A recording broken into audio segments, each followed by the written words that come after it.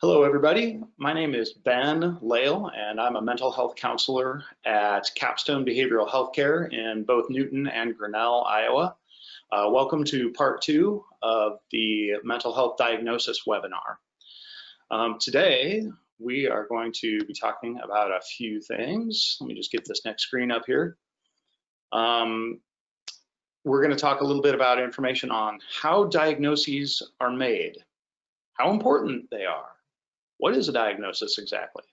Some of the most common psychological disorders explained. I'm going to go through just a couple under that umbrella, the signs and the symptoms, and what you can do. So let's jump right in really quick. Why diagnose? How does that even happen?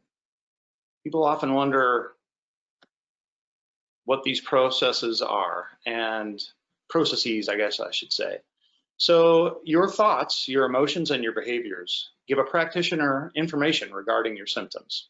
So to qualify for a diagnosis, the symptoms must meet what we call criteria, kind of like a list of your symptoms that match a particular disorder. The severity, the length of time, and the degree of distress caused by symptoms all factor into that diagnosis. Do you even have to have one? Well, technically, no. You do not have to be diagnosed to receive mental health counseling. However, insurance companies require a diagnosis to reimburse almost all the time. Now, sometimes people just want to go ahead and come in because they may be just needing an objective listener. So sometimes if people are at a certain stage of their life, let's say they've become an empty nester or somebody has passed away, for instance, sometimes people just want to come in and talk a little bit. That would receive a simple diagnosis like an adjustment disorder. So let's go ahead and jump into some of the most common things that people want to talk about or that people suffer from.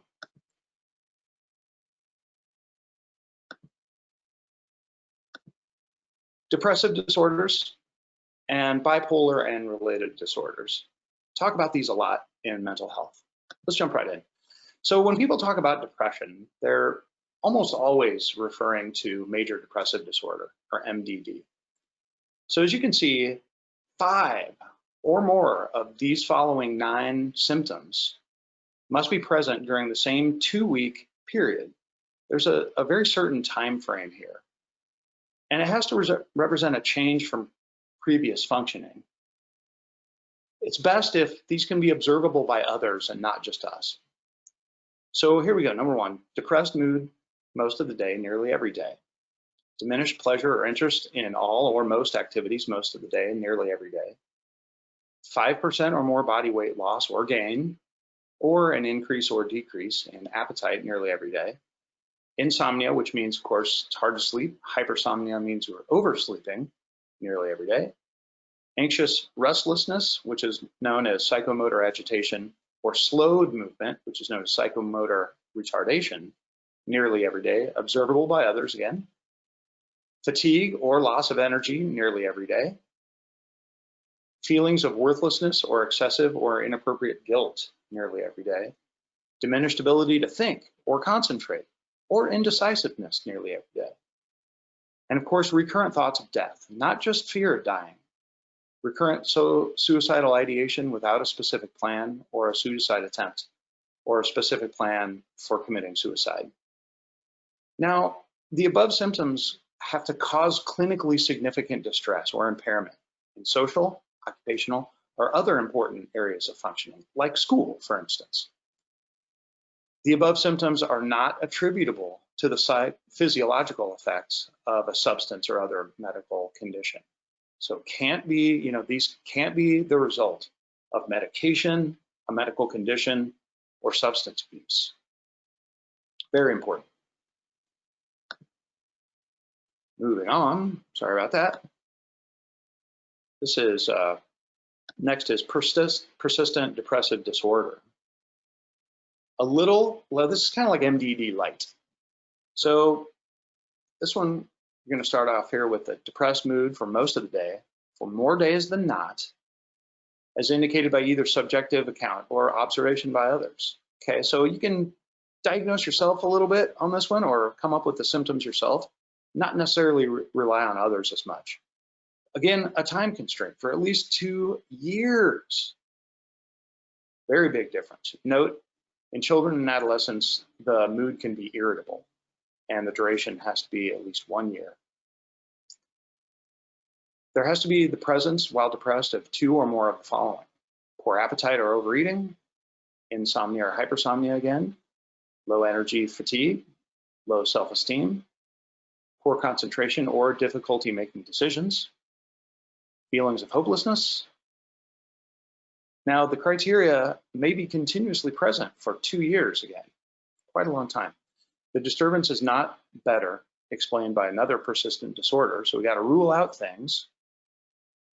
The symptoms are not attributable, of course, again, to physiological effects of a substance, drug abuse, medication, other medical conditions. Thyroid is one of the first things that a medical doctor would look for as the cause of depression. And of course, the symptoms cause clinically significant distress or impairment in social, occupational, or other important areas of functioning, again, like school. All right, so those are 2 of the really big ones. Of course, what you can do is monitor these things in yourself, maybe keep a journal, write down when and where and how long the symptoms last, when they started. Any information like that you can give a practitioner will be helpful to them to help in diagnosing you.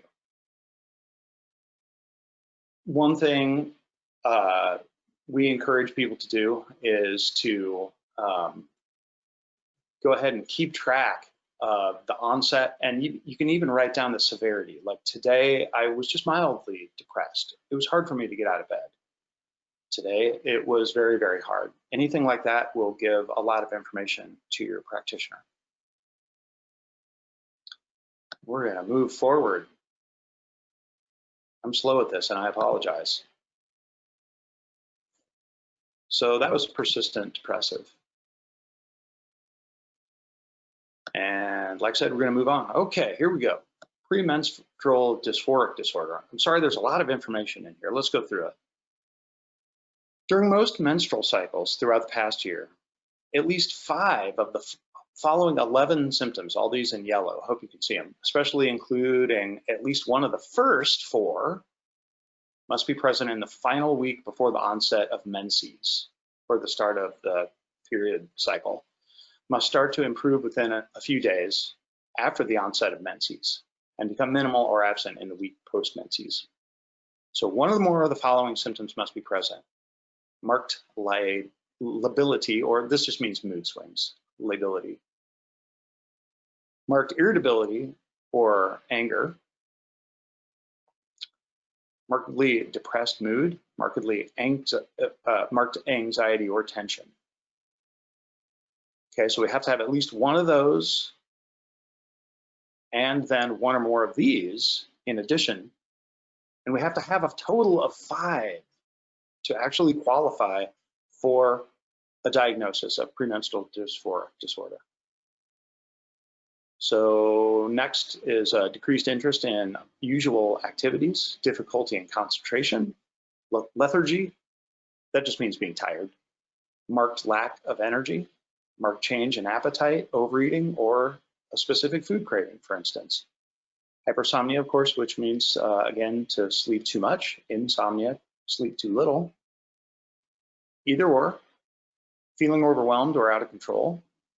Physical symptoms like breast tenderness or swelling, joint or muscle pain, sensation of bloating, and weight gain. So a couple of caveats here, or things to keep in mind. The symptoms observed in criteria A through C are associated with clinically significant distress or interference. Again, back to, this really has to qualify for the diagnosis, it has to really interfere on a clinical level with work, school, usual social activities, relationship with others, kind of like avoidance of social activities, avoidance of friends, anything like that. Decreased productivity and efficiency at work, school, or home. These things need to be observed by the person, by the client or patients, and others. Getting input from others is very, very helpful.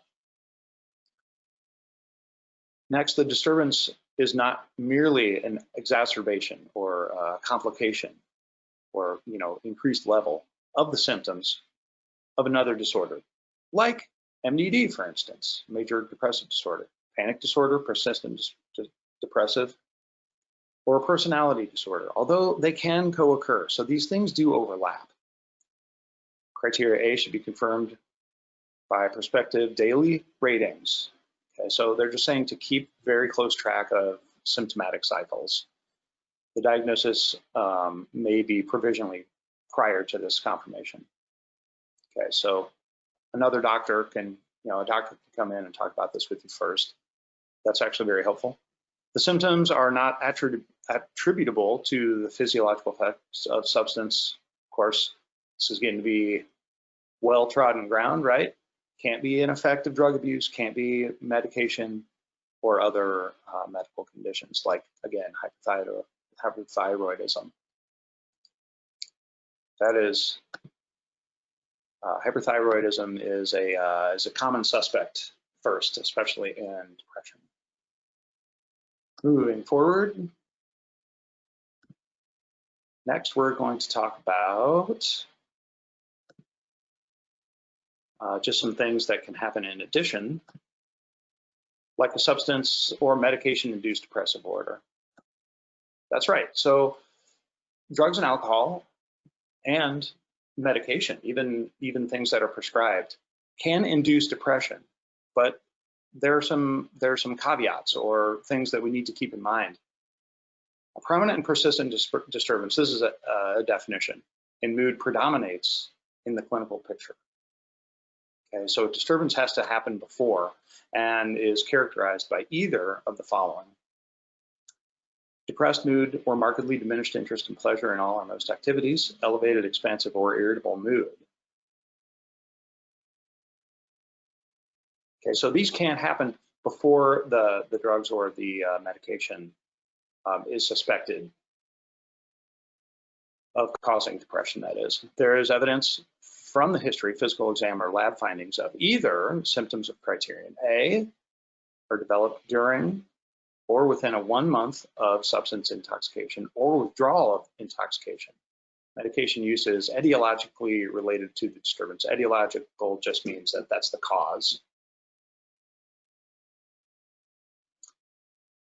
So here we go. Pretty big stipulation here. The disturbance is not better accounted for by a mood disorder. That's not substance induced. Evidence that the symptoms are better accounted for by a mood disorder that is not substance induced might include the following. The symptoms precede the onset of the substance use or medication use.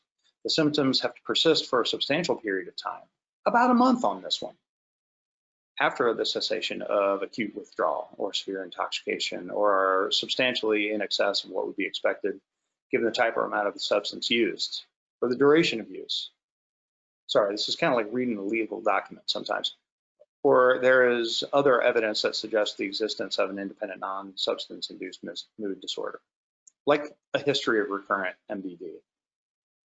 And of course, the disturbance can't occur exclusively during the course of delirium. Here's a new word. Delirium is just an acutely disturbed state of mind.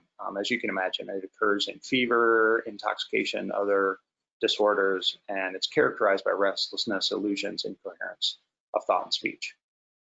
Symptoms cause clinically significant distress or impairment in social, occupational, and other important areas of functioning. I know, that was a tough one. And this one's not as fun either. Anytime there's another medical condition, this can cause depression. But if we rule out all the previous things, sometimes we're left with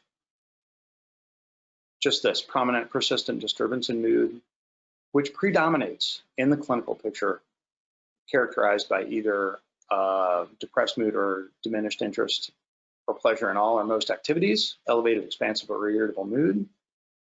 There has to be evidence from the history, physical exam, or lab findings that the disturbance is the direct physiological consequence of a general medical condition.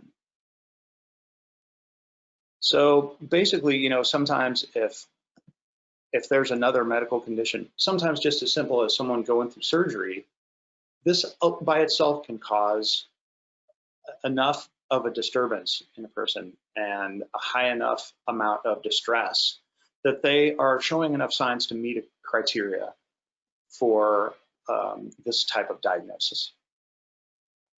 Let's jump back in and finish that out, and then we'll move on to something else.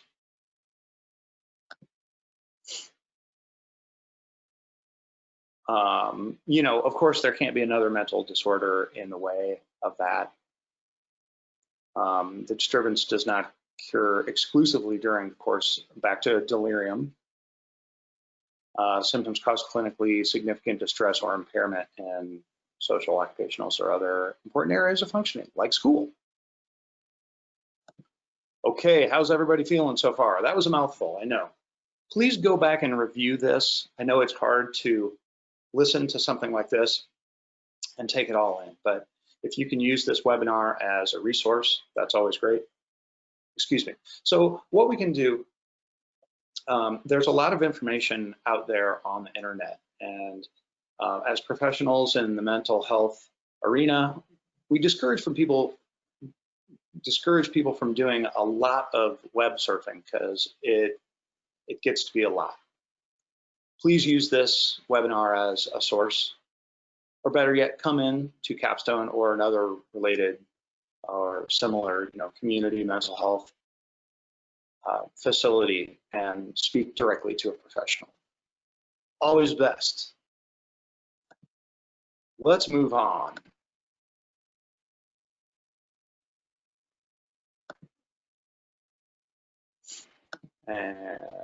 Okay, talk a lot about bipolar and related disorders. We're going to get some definitions in here in a sec. So I like to think of bipolar disorder as just that, two poles, one here and one here. So you've got mania, which is, we're going to define here in a second, and then depression down here. And so people tend to roller coaster up and down between those two states. And I'll show you what I'm talking about here.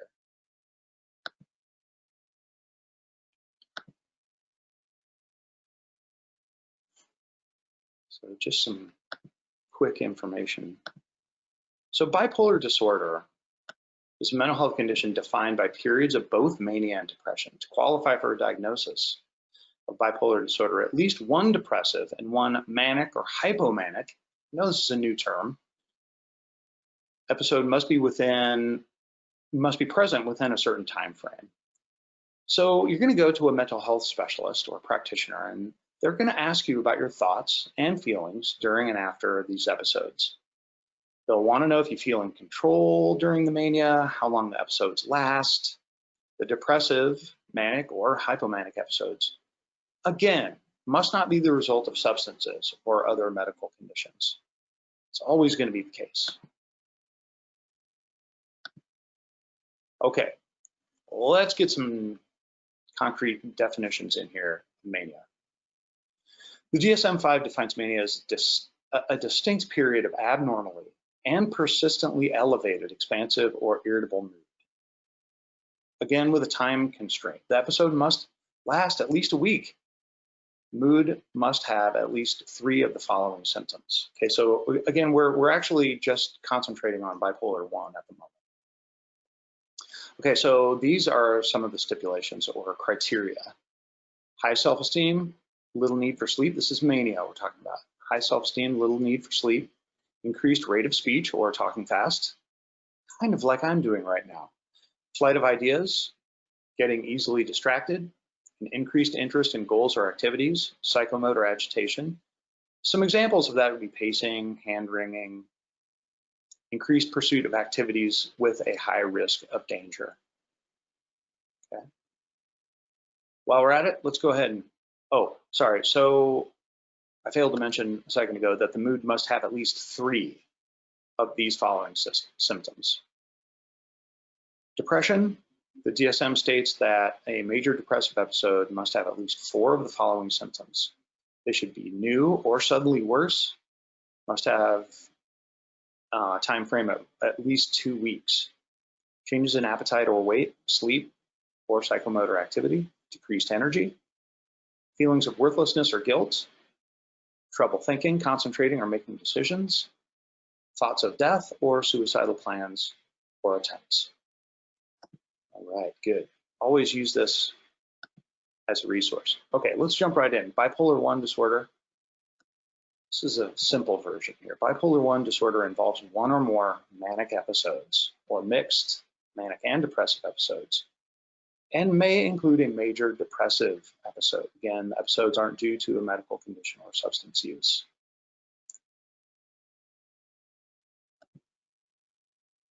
Bipolar 2, on the other hand, disorder has one or more severe major depressive episodes with at least one hypomanic episode. Hypomania is just a lesser form of mania. Now, when it comes to hypomania, people are always going to ask, what's the difference between mania and hypomania? That's something that your practitioner should probably define for you. It's a subtle difference. Like I said, hypomania is just a lesser form, and that's something you might want to just go ahead and talk to a professional about and let them make that distinction. So there doesn't necessarily have to be a manic episode, but the individual may experience a mixed episode. Bipolar 2 doesn't disrupt your ability to function as much as bipolar 1. Okay, so it's a lesser form. The symptoms must still cause a lot of distress or problems at work, school, or with relationships. It's common for those with bipolar 2 disorder to not remember their hypomanic episodes. Yes, indeed. Okay, here we go. This is a big one. Substance, medication-induced bipolar and related.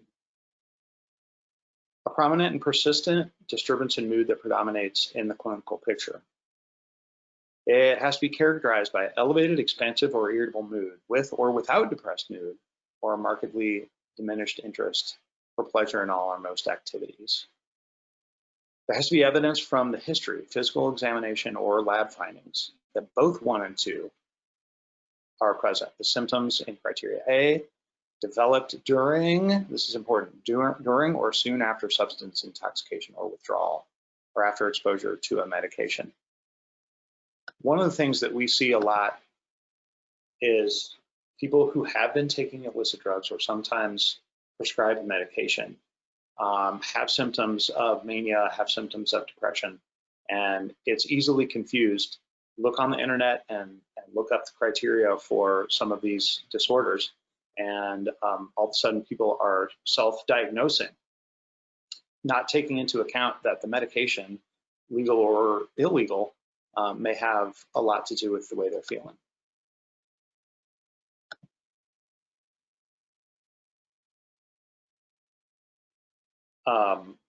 We're going to jump right down here to number 2. So the involved substance medication is capable of producing symptoms.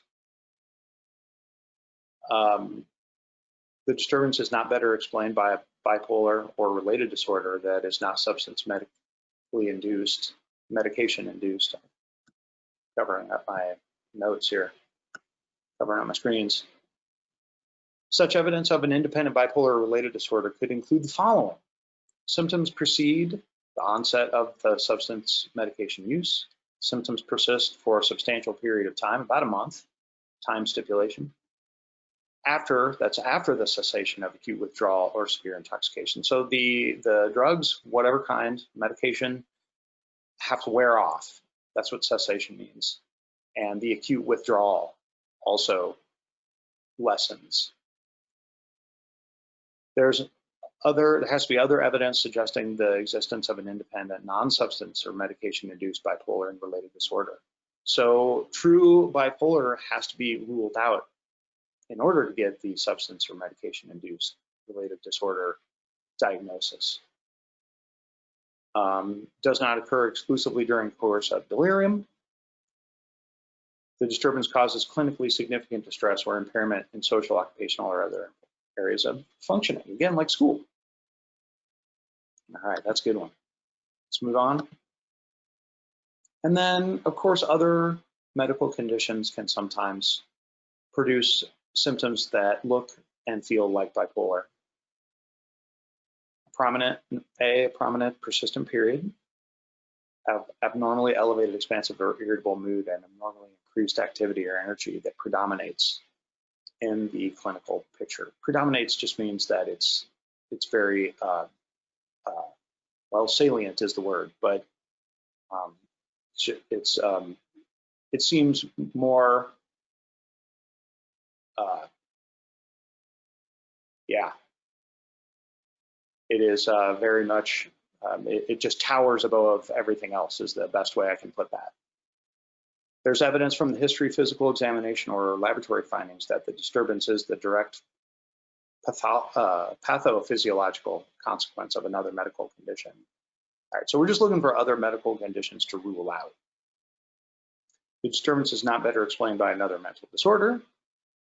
Does not occur exclusively during delirium, and of course it causes clinically significant distress, like the other one before. Excellent.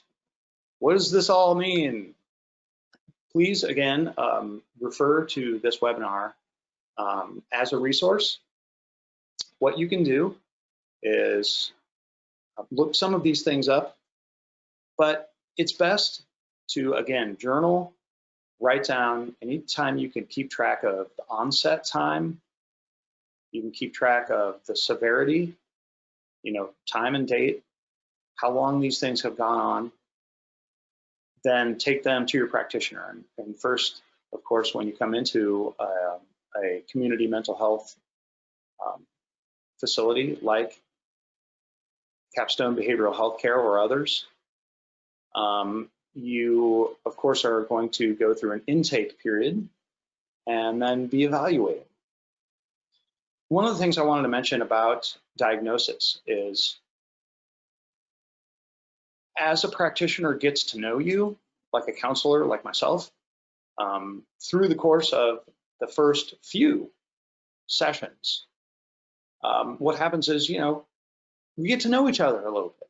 And some of the things that we thought you could be diagnosed with may not be true, just because we get a better, clearer picture of what you're experiencing. Severity, type, onset, length of time that the distress has been going on. And that means that diagnoses change over time. And also sometimes, often, as is the goal, things like anxiety and depression then lessen and can completely go away. Sometimes they uncover different things, sometimes not.